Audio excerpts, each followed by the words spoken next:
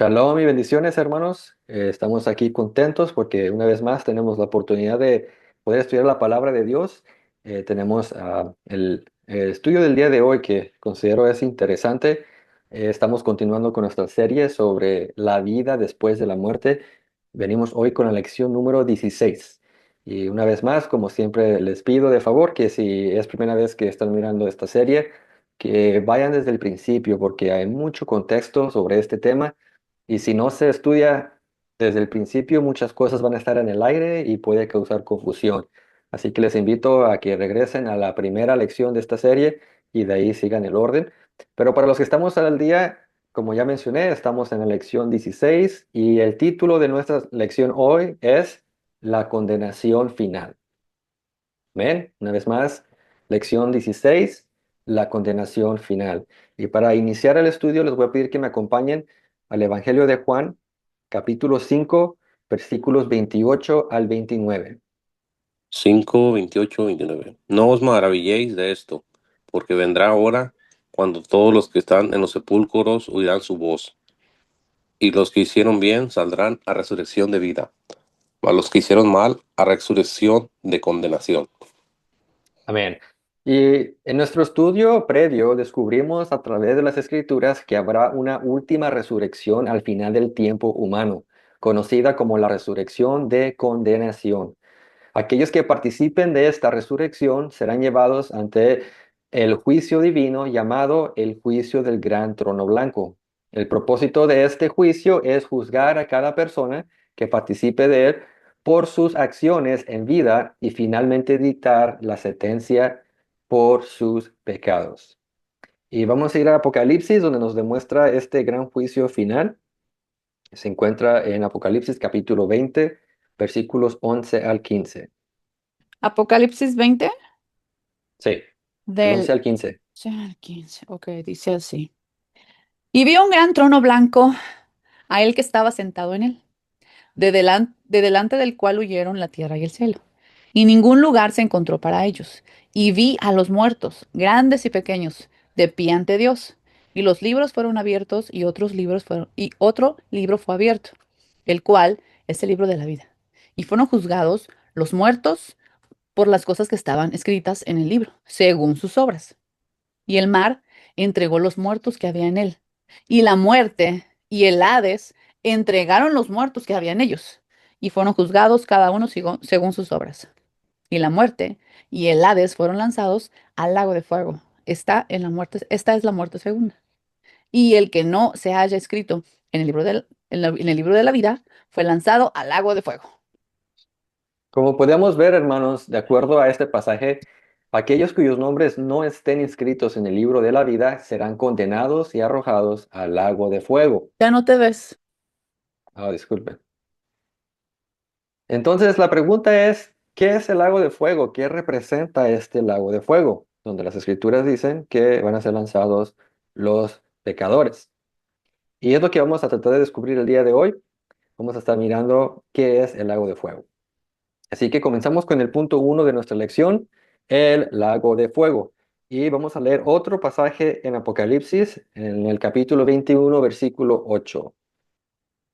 Pero los cobardes e incrédulos, los abominables y homicidas, los fornicarios y hechiceros, los idólatras y todos los mentirosos tendrán su parte en el lago que arde con fuego y azufre, que es la muerte segunda. Como podemos observar, el lago de fuego será el destino final para los pecadores que nunca se arrepintieron y por lo tanto sus nombres no estaban en el libro de la vida. Este lago de fuego también es o también se describe como la segunda muerte, un tema que vamos a explorar en el próximo estudio. El término lago de fuego solo aparece en el libro de Apocalipsis. Sin embargo, el concepto de un lugar de fuego reservado para los pecadores se encuentra en toda la Biblia. Consultemos ciertos textos bíblicos para confirmar que la idea de un lago de fuego es completamente bíblica. Comencemos con el Antiguo Testamento y acompáñenme a Salmos capítulo 21, versículos 8 al 9. Salmos 21, 8 al 9. Alcanzará tu mano a todos tus enemigos, tu diestra alcanzará a los que te aborrecen. Ponerlos has como horno de fuego en el tiempo de tu ira. Jehová los deshará en su furor, y fuego los consumirá. Amén. So, sí pueden ver aquí cómo el salmista está describiendo lo que va a ocurrir con los enemigos de Dios. Dice que a aquellos que aborrecen a Dios porque son enemigos de Dios, dice que los va a poner en un horno de fuego. Y lo dice aquí en el tiempo de tu ira. Así que aquí, según lo que dice este salmo, va a haber un tiempo donde Dios, con su ira, va a poner a sus enemigos en un horno de fuego. Comenzamos a ver esta idea, este concepto que se encuentra en toda la Biblia, pero se va siendo revelado más y más poco a poco. Y ahora vamos a ir a Malaquías, capítulo 4, versículo 1, para comenzar a trazar este concepto. Dice, porque he aquí viene el día ardiente como un horno, y todos los soberbios y todos los que hacen maldad serán estopa. Aquel día que vendrá los abrazará, ha dicho Jehová de los ejércitos, y no les dejará ni raíz ni rama. Amén. Entonces, hermanos, tenemos aquí tanto Salmos como Malaquías que presentan la idea de que Dios ha reservado un día para castigar a los malvados. En este caso, miramos que los va a enviar a un lugar de fuego, un lugar ardiente. Estos textos que acabamos de explorar nos revelan que este es el inicio, el comienzo de lo que gradualmente, después en Apocalipsis, se va a entender como el lago de fuego. So, miramos que esta idea no es del Nuevo Testamento solamente, es una idea que tiene sus raíces desde el Antiguo Testamento, como todo. O sea, ya les he enseñado previamente cuando estudiamos la hermenéutica de que toda doctrina bíblica, toda doctrina verdadera, se debe de trazar por el Antiguo y Nuevo Testamento. Si una doctrina solamente aparece en el Nuevo Testamento, por decirlo así, o en el Antiguo, entonces probablemente no es una doctrina verdadera. Así que tiene que estar en los dos, Antiguo y Nuevo Testamento.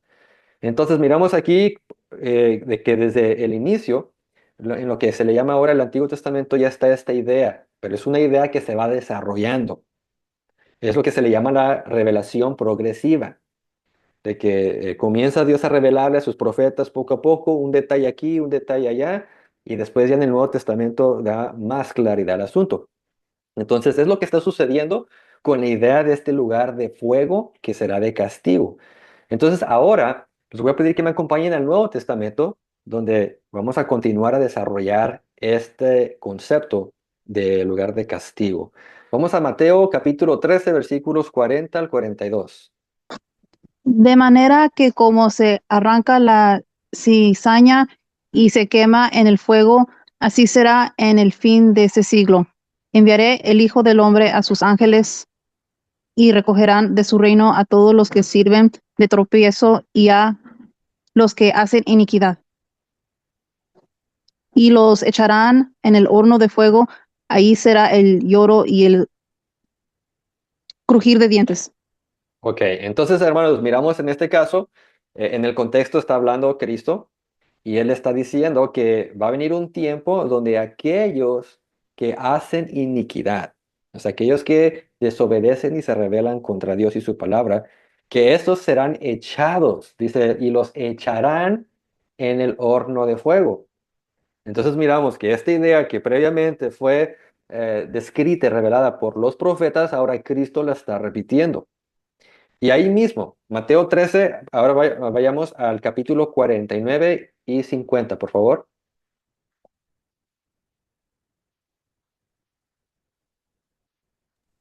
Así será el fin del siglo. Saldrán los ángeles y apartarán a los malos de entre los justos, y los echarán en el horno de fuego. Allí será el lloro y el crujir de dientes. Amén. So, continúa con la misma idea. Un día al final del siglo, al final de la era humana, entonces van a ser separados los malos de los justos y los malos serán echados en el horno de fuego. Entonces, hermanos, una vez más, esta idea de un lugar ardiente de castigo es totalmente bíblico. Está desde el Antiguo y Nuevo Testamento. Ahora, En el periodo del segundo templo, conocido cronológicamente como la época de Yeshua, el concepto de un horno de fuego como castigo para los pecadores se asoció con el término griego Gehenna. Espero que esa palabra venga en mente porque ya la hemos estudiado. Entonces, esta palabra Gehenna fue lo que se asoció con el concepto de un lugar de fuego, de castigo. Ahora, la palabra Gehenna, si recuerdan bien, viene del hebreo Gehinom. Y esta palabra Gehinom se traduce como Valle de Hinnom. Esto ya lo exploramos en el estudio número 6 de esta serie titulada Una confusión infernal. Así que si no recuerdan muy bien este concepto, les invito a que regresen y vean, ahí está en YouTube, la lección número 6 con el título Una confusión infernal. Porque en este estudio descubrimos que el contexto de esta palabra Gehenna en el griego y Gehinom en el hebreo, viene a estar relacionado con el concepto que estamos desarrollando de este lugar de fuego en el futuro. Textos judíos del periodo del segundo templo corroboran que el concepto bíblico del lugar de fuego se relacionó y se conectó con la palabra Gehenna. Y les voy a demostrar aquí dos fuentes de textos judíos. Y ahora, nomás una aclaración, estos textos judíos no los estamos citando porque consideramos que es palabra de Dios, que es parte de la Biblia, porque no lo son. Son simplemente textos judíos que nos enseñan cómo ellos interpretaban sus escrituras, lo que ahora llamamos el Antiguo Testamento. Entonces, la intención de presentar esto es como una evidencia de la perspectiva judía acerca del concepto del Gehenna como un lugar ardiente de castigo. Entonces aquí, para los que pueden ver en el chat, les puse aquí las fuentes. Tenemos segunda de Baruch en el capítulo 85, versículo 13, donde dice, y las almas de los malvados serán hechas a vagar en tormento y serán incendiadas en el fuego de Gehenna. ¿Ok? So podemos ver a través de este pasaje que los judíos ya para el segundo templo, para el tiempo de Yeshua, ya tenían en sus mentes esta idea formada que viene desde el Antiguo Testamento, de este lugar para los pecadores, este lugar de fuego, y aquí Baruch lo identifica como Gehenna, el valle de Hinnom, Gehinnom en hebreo. ¿Ok? So aquí miramos esta conexión. Lugar de fuego de castigo es igual a Gehenna. Ahora, como segundo testigo, desde esta perspectiva judía, les presento también Cuarta de Ezra, capítulo 7, versículo 36, donde dice, entonces aparecerá el pozo del tormento, el horno del Gehenna será revelado. Una vez más, presenta este lugar de fuego como un horno y lo identifica como Gehenna. Entonces, para la época de Yeshua, el lugar de castigo ardiente ya se había firmemente identificado con la palabra Gehenna. De modo que si alguien hablaba del Gehenna, automáticamente lo conectaban con este lugar de fuego para los pecadores. Esa conexión ya estaba hecha para el tiempo de Yeshua. Y es por eso que después, cuando miramos en los evangelios que Cristo continúa enseñando bajo esta tradición o enseñanza, Yeshua va a mencionar el Gehenna cuando está hablando de este lugar de tormento, este lugar de fuego. El problema, hermanos, es de que a causa de, en mi opinión, malas traducciones de la Biblia al español, esta palabra totalmente se pierde y no podemos verla porque los traductores no la tradujeron adecuadamente. Pero está en el texto griego y ahorita les voy a demostrar. Les voy a pedir que me acompañen a Mateo 18:9, por favor. Y si tu ojo te es ocasión de caer, sácalo y échalo de ti. Mejor te es entrar con un solo ojo en la vida que teniendo dos ojos ser echados en el infierno de fuego. Ok, so si pueden ver ahí donde dice en el infierno de fuego, ¿verdad? Entonces, aquí, hermanos, en la traducción simplemente le llama infierno, pero eso no es lo que dice el texto griego. Y para enseñarles a ustedes y confirmarles este dato, les voy a compartir mi pantalla y les voy aquí a enseñar lo que está en el griego para que vean ustedes y confirmar que el detalle sobre Gehenna como lugar de castigo y de fuego, es así. Entonces aquí les estoy presentando esta herramienta que la uso bastante, es una concordancia, donde me enseña las palabras en su lengua original. So, tenemos aquí el texto en cuestión, ¿verdad? Donde dice que teniendo dos ojos ser echados al infierno de fuego. Ok, si le hacemos clic a la palabra infierno, miren qué es la palabra, Gehenna. Y dice aquí que viene del valle de Hinnom. Ok, entonces es un lugar de castigo. A lo que se le llama, ahora comúnmente se le llama infierno, aunque la palabra infierno no es correcta porque igualmente ya estudiamos este término que la palabra infierno no es el lugar de castigo, no es un lugar de fuego ardiente. La palabra infierno viene del latín infernu, que significa un lugar inferior, que es el equivalente del Hades en griego y Sheol en el hebreo, que simplemente es la tumba, es el hoyo donde se pone a la gente que ha fallecido. Ese es el infierno bíblicamente, desde cuando trazamos lo que es las palabras desde su etimología original. Entonces, lamentablemente, como ya lo hemos estudiado, las palabras han evolucionado gracias a la filosofía griega, gracias a literaturas que hablan del tema, y pues la gente ha cambiado. Pero lo que quiero dejar entendido aquí es de que aquí esta palabra no debería ser infierno, debería ser Gehenna, porque esto es lo que está precisamente en el griego. So, cuando Yeshua está hablando de este lugar de castigo que quema, que tiene fuego, está hablando del Gehenna. Y como ya les demostré, para el tiempo de Yeshua, el Gehenna era este lugar que después se conoce como el lago de fuego. No es el infierno. ¿Ok? Y aquí, como les digo, a causa de una mala traducción, es que estamos aquí con este problema. Ahora, les voy a presentar otra fuente. Vamos a Mateo 23:33.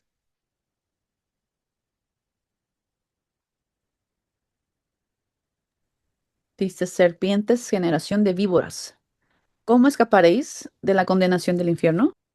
Ok, una vez más, aquí miramos, encontramos la palabra infierno. Ok, pero ¿qué dice el texto griego? Miren, Gehenna. Ok, entonces miramos un segundo testigo de que cuando Yeshua está hablando de este lugar de condenación, como dice aquí la pregunta, ¿cómo escaparán la condenación? ¿Y cuál será la condenación? Gehenna, no el infierno, Gehenna. Ok, quitemos este segundo testigo y les voy a presentar un tercer testigo por si no están convencidos. Vamos a Lucas capítulo 12, versículo 5. 12:5, ¿ah? Sí. Mas os enseñaré a quien temáis. Temer a quien que después de haber quitado la vida tiene poder de echar en la Gehenna. Así os digo, a este temer. Ok, so esta versión que está leyendo Mario está correcta. Me gusta que tenga ahí que en vez de cambiar la palabra y poner infierno, en esa versión respeta la palabra Gehenna. Lamentablemente, pues en este caso la versión Reina Valera no lo hace. Y como les digo, la palabra aquí es, una vez más, Gehenna. No es infierno, no es Hades, no es Sheol. Porque les repito, estos conceptos, lo que es el Sheol, el Hades y el infierno, en su uso original, en su uso bíblico, es la tumba, no es el lugar de fuego, porque el lugar de fuego, lo estamos mirando aquí, es el Gehenna, el valle de Hinnom. ¿Ok? Incluso aquí, mire, dice que viene del hebreo, que es un hebraísmo. ¿Ok? Entonces, esta palabra Gehenna viene de Gehinnom en hebreo. Ahora, ya después de consultar esta información, hermanos, creo que queda claro de que cuando Yeshua está enseñando sobre el castigo futuro, que donde habrá fuego y será el lloro y el crujir de dientes, está hablando específicamente del Gehenna. ¿Ok? Y así es, el motivo por el cual Yeshua está usando esta palabra es porque la audiencia reconoce esta palabra.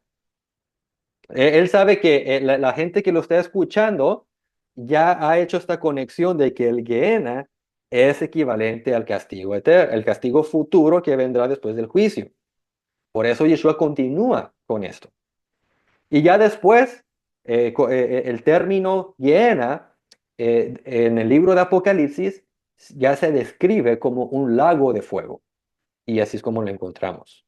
¿Amén? Así que con todo esto lo que quiero quedar claro es que este concepto de lugar de fuego para el castigo de los malvados viene del Antiguo Testamento en el periodo del Segundo Templo, en la época de Yeshua.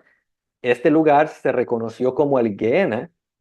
Después Yeshua enseña y utiliza el mismo término Gehenna para el lugar de fuego, y ya después en Apocalipsis lo llama lago de fuego. Pero todo está hablando de lo mismo. ¿Alguna pregunta, algún comentario antes de continuar? Entonces, el tumba, es el sepulcro, el infierno sepulcro, y Gehenna nomás sí se puede usar como lago de fuego. Exactamente, el Gehenna es el correcto término para el lugar de fuego ardiente, no el Oh, infierno. sí, El infierno no es el lugar de fuego, es Gehenna. Seol, infierno, y la otra palabra que dijiste que viene siendo la tumba, ¿verdad? Sí, en el hebreo, Ujú, que viene siendo el Antiguo Testamento, es la correcto. palabra Sheol. Sheol. Ajá, En el griego del Nuevo Testamento es la ujú, palabra Hades. ok. Y después, cuando Jerónimo tradujo el Antiguo y Nuevo Testamento al latín, él Ujú, utilizó la palabra infierno para Sheol y para Hades. De tal ok. modo que las tres palabras, Sheol, Hades y infierno, están hablando de el mismo concepto, que es la tumba. Pero puede decir que morir, cuando muere alguien, ¿no? Sí, cuando Sí, alguien pues, muere, ah, pues ya lo ponen en el Sheol, en el infierno, en el Hades. correcto, ok. Pero en ninguna parte de la Biblia Ujú, se utiliza el término Gehenna como si fuera el Sheol, el Hades o el infierno, porque son dos cosas distintas que lamentablemente hoy en día se han confundido, se han mezclado, sí, pero en su uso original son dos conceptos totalmente distintos. ok. ¿Ok? Así que si nosotros queremos hablar de este lugar de fuego, de castigo, tenemos que pensar Gehenna. Si Ok, queremos hablar del lugar donde van los muertos, o sea, después de fallecer, entonces podemos pensar infierno, podemos pensar Hades, podemos pensar Sheol, ujú. porque estos son equivalentes. Pero esto sería nomás después de la resurrección. El Gehenna es lo que vamos a estar mirando, ¿sí? Ujú, sí, El ok, Gehenna es para aquellos que van a ser juzgados y como correcto, la sentencia de ellos será la condenación del lago de fuego de Gehenna. correcto. Ok, muy bien. ¿Ok? Ujú. ¿Alguien más? ¿Pregunta, comentario? Ok, entonces continuamos con el punto número 2 de la lección, la fuente del lago de fuego. La fuente del lago de fuego. En términos naturales, un lago es un depósito de agua alimentado principalmente por lluvias, ríos, manantiales o deshielo. Entonces, ¿por qué el escritor del Apocalipsis usó el término lago de fuego? Quiero que piensen en eso. ¿Qué fue lo que él vio que lo describió como un lago de fuego? ¿Cómo se acumuló el fuego en este lago para que se formara un lago? Creo que la respuesta a esta pregunta la podemos encontrar en otro texto apocalíptico, el libro de Daniel. Aquí les voy a demostrar algo que posiblemente responde el por qué Juan miró un lago de fuego. Porque recuerden, antiguamente con los profetas lo describe como un horno, pero ya después Juan lo mira como un lago. Entonces quiero que tengan esto en mente. ¿Qué fue lo que vio y por qué se le llama un lago? Si un lago es un cuerpo de agua que recibe agua de otro lugar, como ya mencioné, ya sea por lluvia, ríos, manantiales, deshielo. Entonces, si este es un lago de fuego, ¿de dónde viene este fuego? Vamos a Daniel, capítulo 7, versículos 9 al 10. Estuve mirando hasta que fueron puestos tronos, y se sentó un anciano de días, cuyo vestido era blanco como la nieve, y el pelo de su cabeza como una lana limpia. Su trono llama de fuego, y las ruedas del mismo fuego ardiente. Un río de fuego procedía y salía delante de él. Millares de millares le servían, y millones de millones asistían delante de él. Y el juez se sentó, y los libros fueron abiertos. Amén. Fíjense aquí este pasaje y cómo desarrolla este tema del inminente juicio final, donde Dios, que en este caso lo presenta como el anciano de días y como el juez, dice aquí que se sienta en su trono para ejecutar el juicio. El trono de Dios se caracteriza por estar envuelto en fuego. Fíjense lo que dice el versículo 9, dice, su trono llama de fuego y sus ruedas del mismo fuego ardiente. Fíjense cómo está describiendo Daniel esta visión del trono de Dios. El trono de Dios está envuelto en fuego, pero no solamente dice eso. Dice aquí que también del trono, el versículo 10, un río de fuego procedía y salía delante de él. Entonces miramos que esta imagen que está Dios sentado en un trono de fuego y de este trono está saliendo un río de fuego. Ahora, naturalmente, surge la curiosidad sobre el destino de este río ardiente. Si sale un río del trono de Dios que tiene fuego, ¿a dónde llega? ¿A dónde va ese río? Si entendemos y tenemos ya bien en la mente esta idea, entonces pudiéramos concluir que este río de fuego posiblemente desemboca o llega a un lago de fuego.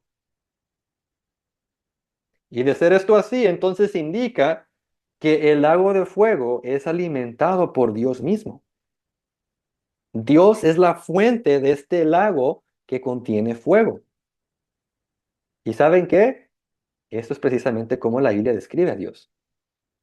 En la Biblia vamos a encontrar muchas descripciones de Dios, como el Dios amoroso, como nuestro Padre, proveedor, aquel que nos cuida, aquel que está con nosotros, el yo seré el que seré. O sea, lo describe de muchas maneras. Y muchas de las veces nos apegamos a estos títulos, a esos atributos de Dios que son positivos. Pero la Biblia también describe a Dios como un fuego consumidor.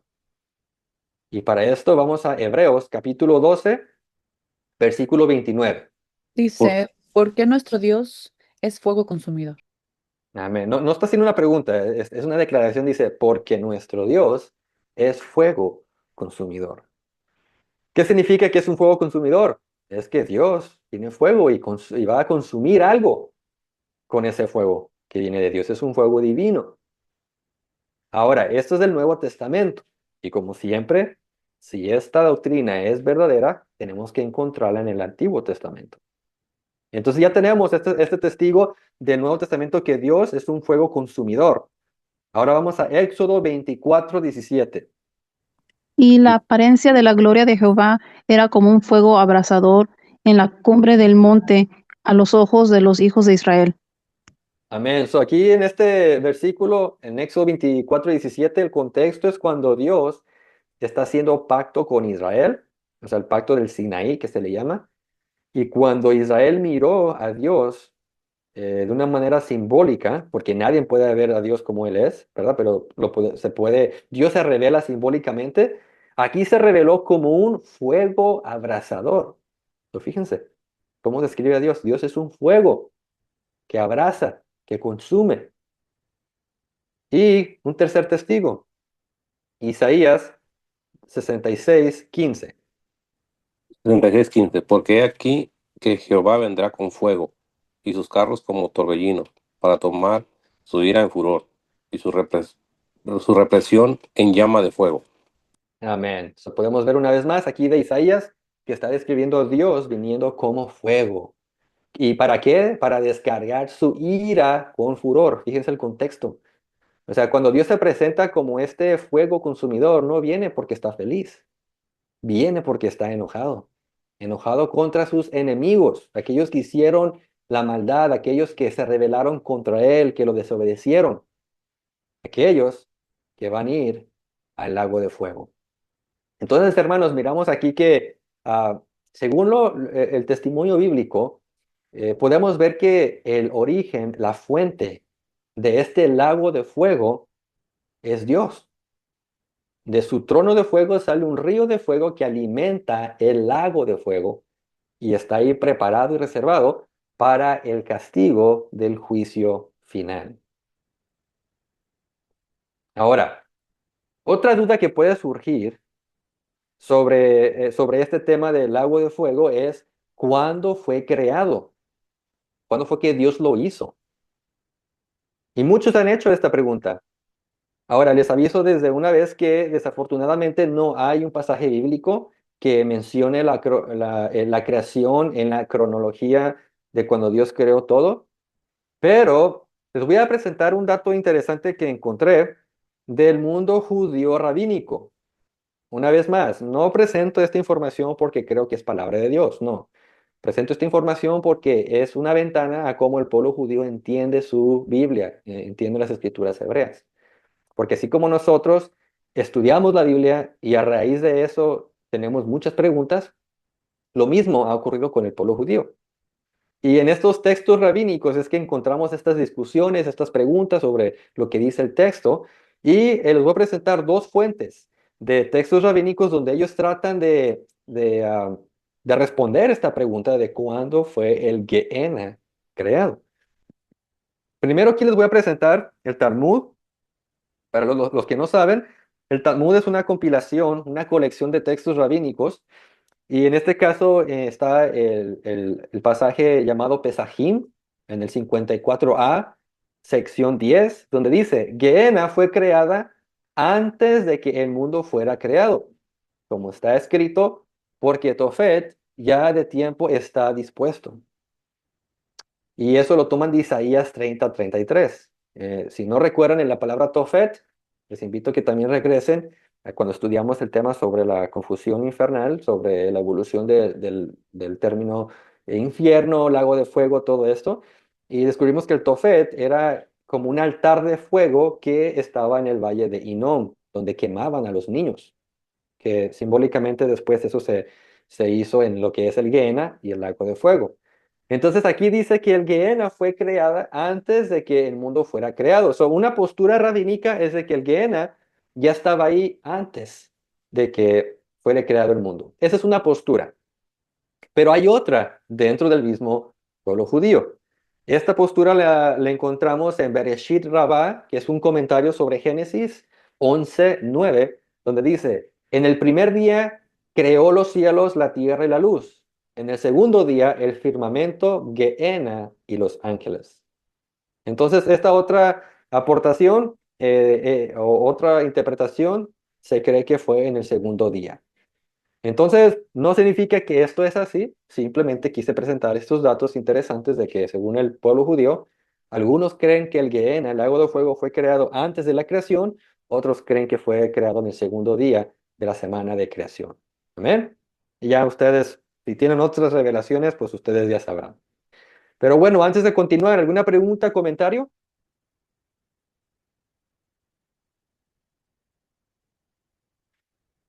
El de este que dijiste ahorita tiene sentido, porque si ellos ya lo conocen, los judíos ya conocen el término y esto, y saben que viene de Dios, pues obvio, desde antes que hiciera el mundo ya estaba. Puede ser, sí. ¿Verdad? Una Puede, conclusión puede puede ser ser. así. Ujú. Ujú. Exactamente, pero igual, como la Biblia no lo dice, pues no podemos decir esta es palabra de Dios. Simplemente es considerar sus interpretaciones y si para ustedes tiene sentido, pues pueden abrazarla, si no, la pueden rechazar. ¿Ven? Ok, entonces con esto ya entramos en el último punto, el punto número 3, el propósito original del lago de fuego. El propósito disculpen, el propósito original del lago de fuego. Aunque las escrituras claramente enseñan que el propósito del lago de fuego es castigar con justicia a los humanos que hicieron el mal, es importante aclarar que, según el testimonio bíblico, esto no fue su propósito original. Quiero, hermanos, que vean que el lago de fuego no fue creado con esta intención de que Dios iba a mandar a los humanos pecadores. Porque creo que según lo que miramos en la palabra, cuando Dios creó al hombre fue perfecto y era sin pecado, así que no había necesidad de que el lago de fuego fuera creado para el ser humano si es que el ser humano no tenía en el plan de Dios ese destino. Lamentablemente, pues las cosas transcurrieron y el ser humano pecó, desobedeció a Dios y ahora miramos que ese es el destino que le toca a aquellos que no estén en el libro de la vida, pero vamos a ver que el propósito de este lugar ardiente no fue para el ser humano. Vamos a Mateo capítulo 25, versículo 41. ¿Lo leo? En- Oh, ok, 41. Entonces dirán también a los que estarán a la izquierda, apartados de mí, malditos, al fuego eterno, preparado para el diablo y sus ángeles.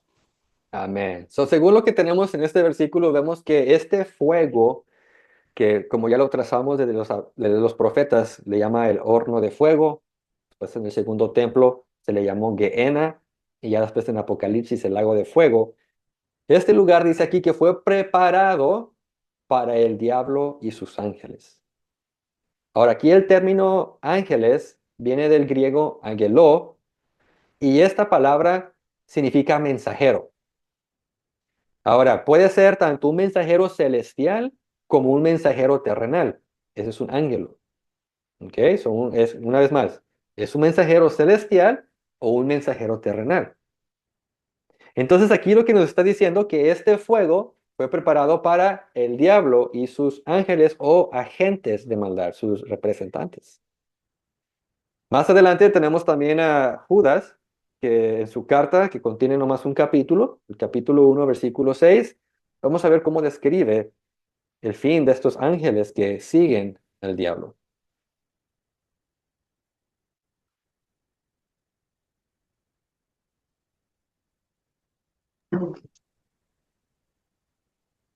el 6, ¿verdad? 1:6. Así es. Oh, ok, y a los ángeles que no guardaron su dignidad, sino que abandonaron su propia morada, los ha guardado bajo oscuridad en prisiones eternas para el juicio del gran día.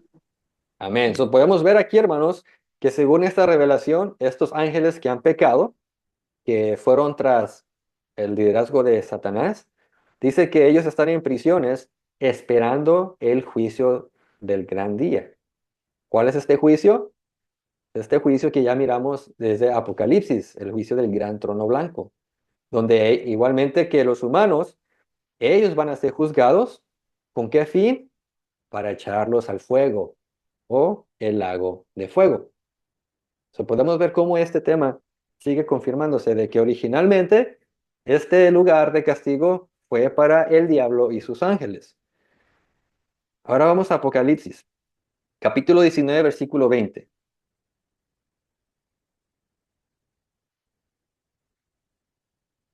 19:20. Y la bestia fue apresada, y con ella el falso profeta, que había hecho delante de ella las señales con las cuales había engañado a los que recibieron la marca de la bestia, y habían adorado su imagen. Estos dos fueron lanzados vivos dentro de un lago de fuego que arde con azufre. Amén. Entonces, aquí está describiendo a este ente como la bestia, que comúnmente se interpreta como el anticristo, este líder político que va a unir a las naciones, pero para mal. Y luego tenemos al falso profeta, que va a ser un líder religioso que va a unir las religiones para que adoren a la bestia. Entonces, estos dos, cuando llegue su tiempo de ser castigados, dice que tanto la bestia como el falso profeta van a ser lanzados a este lago de fuego. Y ahora vamos a ir a Apocalipsis 20:10. 20:10. Y el diablo que los engañaba fue lanzado en el lago de fuego y azufre, donde está la bestia y el falso profeta, y serán atormentados día y noche para siempre jamás. Amén. Entonces ahora menciona que el mismo diablo, Satanás, va a ser lanzado a este lago de fuego. Así que, hermanos, podemos ver que originalmente este lago de fuego, este Gehenna, este horno de fuego, fue creado para el diablo y sus ángeles. Desafortunadamente, todos aquellos que sigan al diablo, que sigan a este reino de tinieblas, ya sea consciente o inconscientemente, también van a ir al mismo lugar. Entonces, por una parte tenemos aquellos que son del reino de la luz, que siguen a Yeshua, y que si somos fieles a nuestro líder, a Yeshua, vamos a recibir la resurrección de vida eterna. Por otro lado, aquellos que sigan al diablo, que sigan su reino, que sigan los deseos de su carne que son influenciados por el diablo, lamentablemente ellos experimentarán otra resurrección, lo que hemos visto hoy como la resurrección de condenación. Aquellos que no tengan sus nombres inscritos en el libro de la vida recibirán la condena de ser arrojados al lago de fuego, el mismo lugar donde estará el diablo y sus agentes caídos pagando su condena. Y terminamos con una pregunta que nos va a llevar al próximo estudio. ¿Cuánto tiempo estarán en el lago de fuego? ¿Ok? ¿Cuánto tiempo el diablo, sus ángeles y todo ser humano que no tenga su nombre en el libro de la vida, cuánto tiempo estarán en el lago de fuego? Pues, Esa pregunta, con la ayuda de Dios, la vamos a responder la próxima semana. te iba a decir que aquí decía en el último que leí, ¿no? Sí, la Día y noche, traducción lo dice así, pero día la y noche cuestión para es, siempre jamás, dice. sí, pero la cuestión es si eso dice el texto griego y Oh, ok. estudiarlo desde su contexto hebreo. Entonces vamos a estar mirando ese tema, amén. ¿Alguien tiene una pregunta, comentario sobre lo que estudiamos hoy? Yo tengo una pregunta. Aquí ahorita que estás hablando sobre los ángeles que también siguieron a Satanás, al diablo, que están enjaulados esperando a tener el juicio y mandados al lago de fuego, al Gehenna. Ujú. Pero entonces, obviamente hemos hablado sobre Satanás, que se reprenda, hemos hablado de él, y hay secuaces, hay gente, hay cosas malignas que lo siguen, ¿no? Que, pues, espíritus, etcétera. Entonces, ¿quiénes son? Yo pensé que eran los ángeles que lo habían seguido. Bueno, es que lo que pasa es que hay un contexto detrás de esto. Si leen Judas, que en este caso leímos Judas 1:6, pero si lo leemos en contexto, estos ángeles que específicamente están en esta prisión esperando el juicio, son ángeles que cometieron un pecado muy peculiar. Y por eso dice el texto, si lo leen, dice, aquellos que no guardaron su dignidad, sino que abandonaron su propia morada. No todo ángel caído del enemigo ha cometido esto. Y si lo leen en contexto, yo sé que es otro tema de tabú, igual ya lo hemos estudiado. Esto se está refiriendo a los ángeles que tomaron mujeres, lo que habla Génesis 6, y de ahí les nacieron los nefilim, los gigantes. Estos ángeles cometieron un pecado contra naturaleza. Por eso dice, no guardaron su dignidad. En el griego dice, no guardaron su propio estado. ¿Por qué? Dice, porque abandonaron su propia morada. O sea, ellos tenían un cuerpo, se transformaron para poder tener relaciones con estas mujeres y de ahí nacieron los gigantes, los hijos de Anak y todo esto que habla la Biblia. Entonces, para este grupo peculiar de ángeles que cometieron este pecado, ellos sí están en lo que dice aquí en prisiones, esperando el juicio. Los que no hicieron eso, pues me imagino están libres y pues están haciendo y deshaciendo por el liderazgo del enemigo. ¿Ok? Perfecto. ¿Alguien más? Entonces, ¿Pregunta? es un ¿Comentario? tema que hay que estudiar también, ¿verdad? Sí, ya lo estudiamos en una sesión de preguntas y respuestas que tuvimos, lo estudiamos a fondo. Así que si les interesa el tema de esto, miren ahí en los videos que tenemos, Ujú. uno de ellos hablamos de ese tema. Ok. ¿Alguien más? ¿Pregunta o comentario sobre el tema de hoy?